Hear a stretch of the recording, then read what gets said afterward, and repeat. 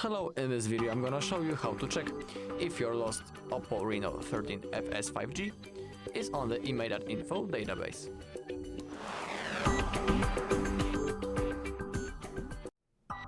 Alright, so let's begin. So, right in here in this bar we need to type the IMEI number of our phone.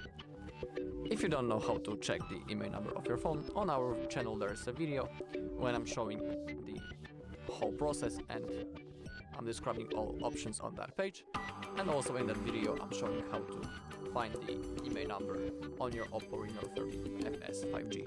So if you want, you can look for it on our channel. Alright, so once you have typed your IMEI number, now all you need to do is to click on this blue button, check IMEI. Now as you can see, we have our OPPO, below we have the basic information about our phone. There's also option to expand the info and read more information, and if you are interested in the full device specification, simply click on this white button right in here. But we need to scroll a little bit more until we find the basic checks, and in here we have option lost device check. Simply click on that.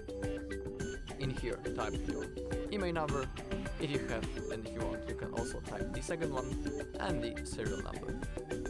You can also read some information right in here, how this works. And now all you need to do is to click on this blue button, check lost/stolen status.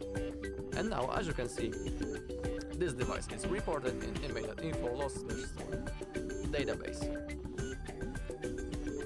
You can read the information about the brand, the model, the email, is this device clean, the incident date, the country, city, description, the price, contact name, email, phone number, is it verified